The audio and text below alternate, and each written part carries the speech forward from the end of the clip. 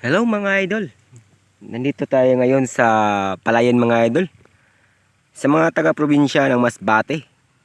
Once nga makita to ang video nito, kung na-relate mo to ang mga idol, paki-follow na lang sa aking Facebook page, Jones TV.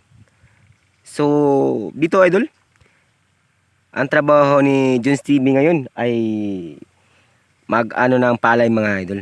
Dahil po hindi naman tayo ganun kakayaman. So gawin natin ang lahat idol, hindi tayo mahiya kung ano ang trabaho natin.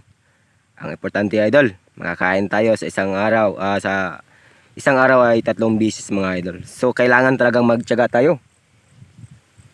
Yung mga nagsabi sa akin, idol, ang yaman mo na ngayon. Hindi naman tayo ganun mga idol.